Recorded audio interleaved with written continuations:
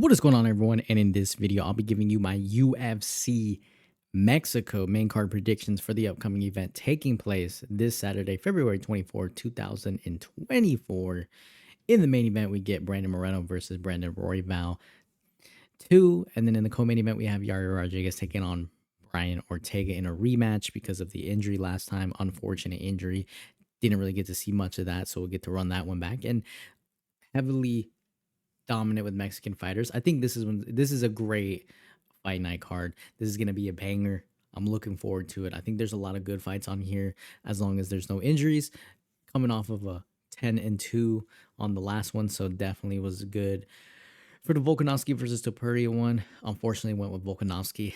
You know, it's always there though, right? Like knowing that Topuria could take him out like that, I think that was, you felt it inside. At any moment, he could definitely take him out. And that's exactly what happened. So great card last one. And then this one, I think is going to be a good fight night. So we'll go from here and let's go ahead and jump into the first fight. In the first fight on the main card, we have Manuel Torres taking on Chris Duncan. For Manuel Torres, he's coming off a KO TKO victory against Nicholas Mata. Took out Frank Camacho. And then in his first fight on Dana White Contender Series, he defeated Colton England by KO TKO. So in all three of these fights, he's won by KO TKO and got the finish. For Chris Duncan, he's coming off of 3 victories outside of the first loss on Dana White Contender Series where he got taken out.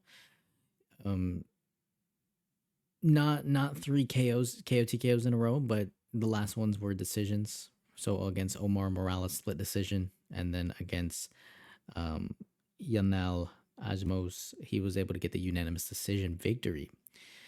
For me, this one's going to come down to whether or not Torres is going to be able to defend the takedowns, right? That's kind of how I see it being played out here, because I think on the feet, Torres, it is a little sketchy because Torres has definitely gotten rocked. He obviously won his last fight, but he definitely has been rocked before. And I think that just comes with how aggressive he is. Now, his takedown defense is 100%, but you know, that's obviously not showing the full picture because, you know, he did defend 5 takedowns from Frank Camacho, but obviously depending on who he's going up against, it could be a completely different situation. So Chris Duncan, I think for me, is probably going to want to see if he can kind of grind this one out. On the feet, I just feel like Torres is just very explosive. Good front kicks to the body, so he's going to always try to drain you out. Quick leg kicks. He's patient too. Now, when he gets into the exchanges, it can get a little bit crazy, but for the most part, he is patient. He slowly walks down his opponent. He did eat some big shots, like I said, from Mata, but he has a good chin, right? He was able to recover. And then the elbow he threw at Mata just for me was super quick, came out of nowhere, and just very violent. So that was good to see. For Chris Duncan, besides the wrestling, he does throw a lot of kicks. I see that in a lot of his fights where he's throwing a lot of these kicks, good head kicks.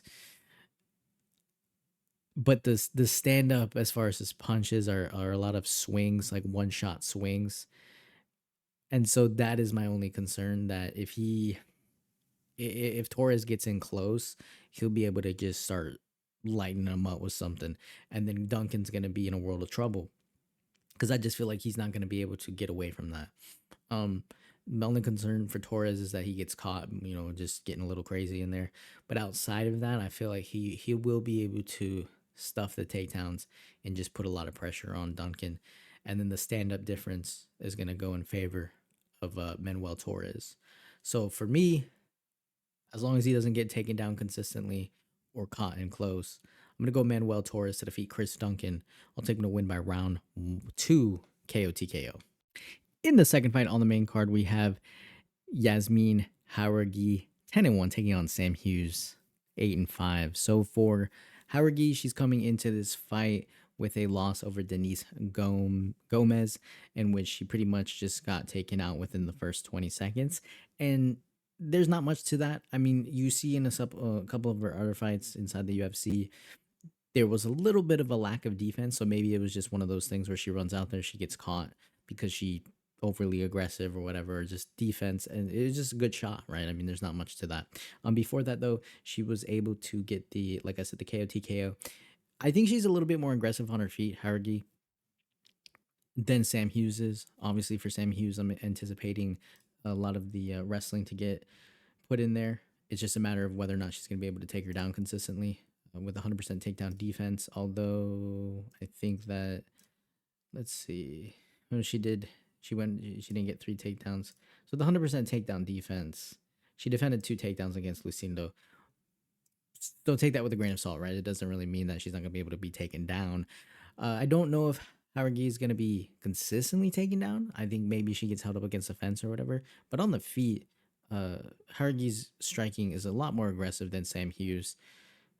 There are moments though where her defense is a little bit exposed, but I'm not too concerned with like Sam Hughes knocking her out necessarily, unless something happens where Jauregui just runs in there and just clipped or whatever, like she did in her last fight. For me, because she's coming off a fight where she comes out and just gets clipped, right? I would like to see Jauregui kind of slow it down a little bit, right? Try to be patient, try to set up the shots a little better on the feet, be aggressive, but just slow it down as far as running in and just trying to overwhelm Hughes with her striking. Prepare for the takedown defense, right? But also, like I said, slow it down, but still keep that pressure and pick her shots a little bit better. Because I think Sam Hughes, outside of her wrestling, definitely is a little bit more technical than Jauregui striking is. I don't really see Sam Hughes just running in and just throwing down or whatever. I think she's gonna try to set up some kicks, set up a lot more shots. Both I think have pretty good cardio. Hughes definitely has good cardio. She's gone to a lot of decisions, whether they've been won or lost, but she's never been able to get past that like next opponent. Right? She loses a couple fights, so I think this is really going to be dependent on whether or not Hughes is able to get her takedowns going. And then on the feet, just a matter of if Hughes is getting overwhelmed on the feet or not. The Hughes being able to just maybe even push her up against the fence or even get a couple takedowns could slow the fight down to where she doesn't get finished. But I think Jauregui is going to be just more aggressive interface and hopefully more technical a little bit to where she can not get clipped early on or just any moment where she just gets dominated. I think she's gonna learn from her last fight and just try to pick her apart, Sam Hughes, defend a couple takedowns, and then just kind of pull out of a decision there. So Jauregui, I think, is a great fighter, right? I think outside of just cleaning up her striking a little bit, we'll see if she made any improvements here and what she's able to do. So I'm gonna go Yazmin Jauregui to defeat Sam Hughes by decision. In the third fight on the main card, we have Raul Rosas Jr., 8-1, taking on Ricky Turcios, 13-3, in a bantamweight bout. So for Rosas Jr., he's coming into this one very young, right? Obviously, very young. Dominant wrestling, good wrestling, but overall, he's young, so he's a little bit of green. And we saw that in this fight against Cristian Rodriguez, right? He comes into the Dana White Contender Series, wins unanimous decision, and then he comes in his first fight inside the UFC and he gets the submission via neck crank. But then when he fights a guy who defends his takedowns, doesn't go so well for him, right? He still lands 3 takedowns, but then he only lands 3 of 16. And so his striking was just pretty much non-existent in that fight. He only landed 2 significant strikes, whereas Rodriguez landed 29, and then he even got his own takedown. So, and he gassed out. Like Rosas Jr. just really gassed out in that one. Now we saw in his last fight against Terrence Mitchell, right? He wins KO TKO on the ground. He clips him, but then he finishes him on the ground. I still think even on the feet, there's definitely moments where he's super exposed, right? He gets really excited and he starts throwing these bombs.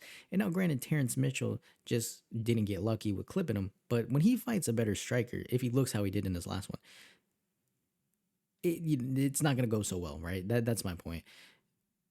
Ricky Turcios is kind of not that step up in competition, in my opinion. It's not like he's fighting a guy who's going to pick him apart on the feet. They're still giving him someone that he can possibly be able to handle.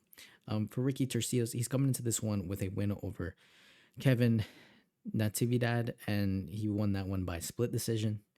Then he lost one, then he won one, and then he lost one. Both of his wins in the UFC are by split decision. So he also is very, he goes in for the takedown. His striking, it's better in the sense of just like he's more comfortable throwing down on the feet, but it's not better in the sense of Like I don't really see Turcios like dropping someone and taking them out necessarily. Uh, Especially because at least early on, I think Rosas Jr. will be able to defend any type of takedown. So I'm not really concerned with that. I think more so it's just a matter of if Rosas Jr. isn't able to get Turcios out there early on, he might end up just winning. Turcios might come out here and win a decision just because Rosas Jr. is gassing out, right? Turcios is still hanging in there. And he's not going to, I don't think Turcios will be able to finish him.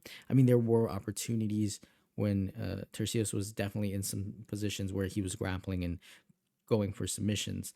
And that could play a part late in the third round if Rosas Jr. is unsuccessful with takedowns and just gassing out. Turcios could possibly pull off a late third round submission. But the thing is when you look at someone like Rosas Jr., who hopefully is improving drastically between each fight, that it's unfair almost to be like, well, he in his last one, he got lucky and he was exposed on the feet. And when we saw him against Rodriguez, he got taken down and he was only got 3 takedowns and he only had 2 significant. That is true. But with these young fighters, they're constantly improving, right? Especially, he's fighting in Mexico. So he's going to be hyped up, which could also be bad thing just because he gets too excited. But I would hope that Rosas Jr. for me in this one, I think he can implement some good wrestling early on, and pull off a submission. I think, you'd like to still see him do what feels most comfortable for him. Some of these guys, they think, oh, I can start striking. And the next thing you know, they're getting knocked out by someone that isn't knocking anybody out just because they're, they get overly confident. And like I said, man, he left himself definitely exposed against Terrence Mitchell. Like Mitchell just didn't clip him, but you could see like a better striker would definitely take advantage of it. So anything can happen here, but I'm gonna go with the fact that Rosas Jr. is improving hopefully each fight, learning from his mistakes, and that he kind of goes into this one, stays aggressive, gets Turcios down, and then literally tries to finish him. Whether that's by submission or ground and pound, KO TKO, we'll have to see. But for me, Turcios is just not that next level competition yet to where I see like him lighting him up on the feet. Now, like I said, third round submission for Turcios if Rosas Jr. is just gassed out horribly. But outside of that, I feel like early on, Rosas Jr. is definitely going to be able to finish him. So I'm going to go Raul Rosas Jr. to defeat Ricky Turcios by round 1 submission. In the fourth fight on the main card, we have Daniel Zellhuber, 14-1, taking on Francisco Prado, 12-1, in a lightweight bout. For Zellhuber, he's coming to this one, solid takedown defense, great distance management. He's going to have that reach advantage, so he utilizes that reach advantage pretty well. He's aware of it. He knows how to use it. Landed a good submission in his last one against Christos Yagos, and was able to get the submission via anaconda choke. Defeated Lando Vanana unanimous decision. He lost to Trey Ogden via decision, and then on Dana White Contender Series, he was able to get a decision victory against Lucas Almeida. So he definitely can utilize defensive submission ability. He can utilize range management. He has that reach advantage, great uppercuts. And I think he can, he's not knocking anyone out, I would say, but he's definitely one of these guys who's putting up a decent amount of significant strikes per minute. So he's throwing out a lot of combinations. Like, he's good. For Francisco Prado, unable to land any takedowns in his last 2 fights. So he's definitely, I think it was like 3-2. So total of 5 takedowns, was unable to land it. I don't think he's going to be able to get it here. Zellhuber has really good takedown defense. He does have big hooks, Prado, but obviously he's going to need to get in close to do that. So if Zellhuber's utilizing a good jab, keeping him at bay, he's going to have an issue diving in for those, diving in to get in close. He's going to have to fight him in close, but if he's getting jabbed to death, he won't be able to do that. Big elbows as well. One of these guys who's got really good power shots in close. He has to get underneath things to get in and hurt. Zellhuber has to press forward, has to close that distance. Throws a spinning attack once in a while. He won his last fight via that spinning elbow. Again, to do any of that, he's going to have to really close off that distance, which I just don't see him doing. So Zellhuber, like I said, he's not knocking everyone out. Good defensive submission. I think Zellhuber can either win via defensive submission if Prado is just getting a little frustrated, not able to tag him. So when he comes in close, he tries to go in for the takedowns. I could see Zellhuber pulling off a submission, but at the same time, I could also see Zellhuber piecing him up for 3 rounds and frustrating him because you have Prado just not able to get past the jab. Maybe he's getting uppercut when he tries to go in close.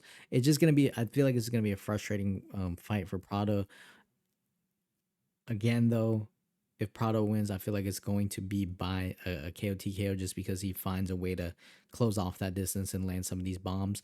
But when you go with a guy like that and you only really have that one way that you think the guy is going to win, it might happen. But at the safer side to me is the one where he can pick apart Prado for 3 rounds, and then he can also defensively save himself with a submission if Prado starts shooting in for takedowns. And to me, it's just, I have to go with Zellhuber. So I'm going to go with Daniel Zellhuber to defeat Francisco Prado. I'll take him to win by decision. In the co-main event of the evening, we have Yair Rodriguez, 16-4, taking on Brian Ortega, 15-3 and 1-0 contest in a featherweight bout.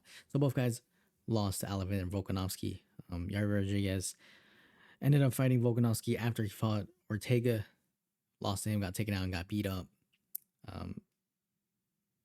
Ortega did go to a decision with Volkanovski, but just significantly outstruck on the feet. Now, he almost submitted him, but I think that's something that Ortega is going to have in his pocket in all of his fights. It's just that ability to, out of nowhere, pull off some sort of submission. But at the same time, he has taken a lot of damage, in my opinion. Rodriguez had a really good competitive fight against Holloway. I think a lot better than the fight Ortega had with Holloway. But still, like, Rodriguez on the feet, 100%. Like, all day. I'm taking Rodriguez. Just his speed, the 1-2. I think he's so quick that he just comes out of nowhere with these combinations. He can go to the head, go to the body. Like, he's always throwing these kicks. He's not a guy you want to just stand in front and eat some of these shots. And I understand Ortega's tough, but there's only so much you can take. I don't care who you are. If you're getting head kicked cleanly 5 times in a row, you might go down. And Ortega's coming off of a layoff of about 1.5 years from that injury. Whereas Rodriguez, even though he's lost against Volkanovski, he did have a good fight up against Josh Emmett. So he's been a little bit more active. And to me, that means a lot, right? I think to me that means a lot. Ortega has to find a way to get this fight to the ground, right? And the other part of that, though, is like, who knows with the injury? Is he going to be a little hesitant to get into a similar position? Rodriguez is definitely going to try to defensively go for a submission or at least a reversal to get him out. So Ortega's, I think, has to do a little bit more on the feet.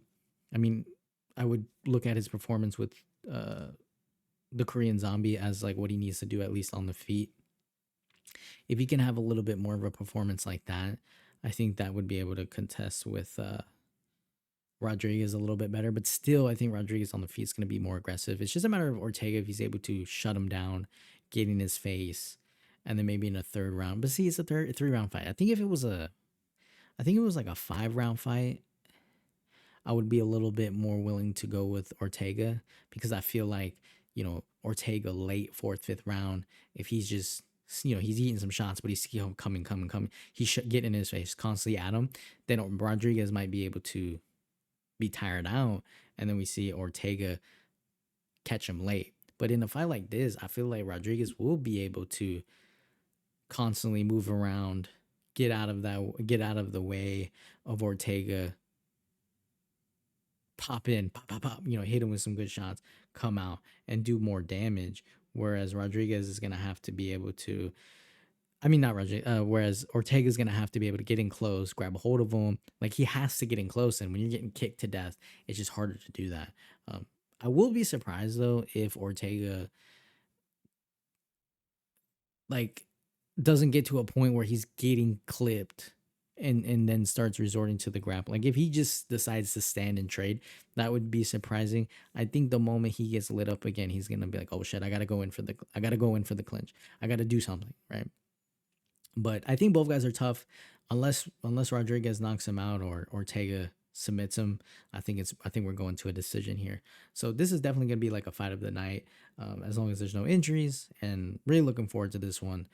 Tough fight. But I'm gonna go Yair Rodriguez to defeat Brian Ortega. I'm taking to win by decision. In the main event of the evening, we have Brandon Moreno, 21-7-2, taking on Brandon Royval, 15-7. In the main event, in the flyweight division, this is going to be a rematch of a previous fight that they had back in November 21st, 2020, where Moreno was able to win KO TKO, ended up jumping on top of him, just hammer fisting him. Royval got injured, but still, regardless, it wasn't a good position to be in. We get this rematch. So you have someone like Brandon Moreno who's coming off a loss, split decision loss against Alexander Pantoja in a fight where he outstruck him, but he did get taken down 6 times. He did land two takedowns of his own, but it was a split decision. So one judge did think he won. Close fight, very close fight. Now before that, he fought Davison Figueiredo 4 times, so it's nice, and then he did get the KO TKO in the last one.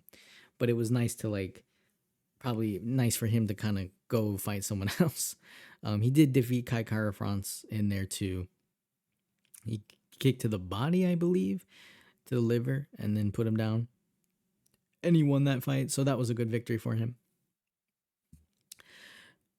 Brandon Moreno is tough, though. Cardio machine, can eat a lot of damage. Another guy where you don't think he has that KO power, but he can definitely clip people. He definitely can be aggressive and clip you. Nasty kicks, fast kicks, good grappling. Not a guy you want on your back, right? He's gonna be able to take people down, control them. Long punches, and like I said, durability. He can get dropped, but he's coming back. Great cardio, good scrambles, right? I would say Moreno is pretty much all around a really good fighter. For Brandon Royval.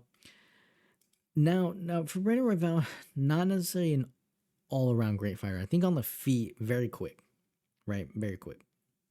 Even in that fight against their first fight, he was able to land some pretty good strikes on him. Very quick, not a guy you want to just stand in front and just trade back and forth with. Royval definitely can hurt you. Now, my only gripe with him though is in his last fight against Pantoja, he just had nothing for the grappling. It just unfortunately had nothing. He was unable to, he did land some pretty good shots on Pantoja on the feet, but unfortunately he just kept getting taken down and that's my concern here is Moreno. Royval could hurt Moreno and put him down. But the thing is Moreno, if he has an opportunity to grapple, he's gonna be the better grappler. And even on the feet, Moreno could fight Royval too. So it's one of those fights where Royval is very fast, but if he's unable to do anything on the feet and gets taken down, I just feel like he's stuck, right? And then that could lead to him being submitted. Now, we have seen him pull off some crazy submissions, against Matt Schnell, where the reversals and all, but against top level guys like Pantoja and Brandon Moreno, he's not able to win those fights. Do I think this one may go a little bit longer? Could be, but I still think that early on chaos is gonna happen, and someone's getting submitted or KO TKO. I think if Moreno wins, it's a submission, and I think if Royval wins, it's gonna be by KO TKO early on. But for me, the pick that feels the safest and just feels more right, just because if I pick Royval, I'm basically assuming that he's gonna drop him, probably in the first round, because the later the fight goes on, Moreno's gonna take over. He's been fighting in these title fights, all of his his last 5 fights or whatever, and he's been fighting the top level guys, right? And he just went split decision with Pantoja, whereas Royval lost a unanimous decision just because he was unable to do anything when it came to the grappling. So I have to go with Brandon Moreno. I think even if it's a decision victory, I think he's the one getting the takedowns, controlling him, just out grappling Royval. Has to be careful on the feet, but at the same time, Moreno isn't gonna look sluggish like Pantoja is. Like Pantoja will definitely eat some shots and he starts gassing out. But Moreno, like this dude's gonna keep going and going. So I like Moreno to either win by a decision or early on, like I said, within the chaos, the reversals, anything like that. Like Moreno's gonna try to probably get the finish early on. And if he can take Royval down, I think it's just a matter of time. So for me, I'm gonna go Brandon Moreno to defeat Brandon Royval. I'll take him to win by round 1 submission. So that'll do it, guys, for my UFC Mexico main card predictions for this upcoming event taking place Saturday, February 24, 2024. Looking forward to it. Hopefully we do well. I would say this is going to be a banger. We'll see what happens. Hit the like button, hit the subscribe button. Let me know who you're picking in the main event, Brandon Moreno, or you're going with Brandon Royval. Leave your comments down below, and I'll see you guys in the next video.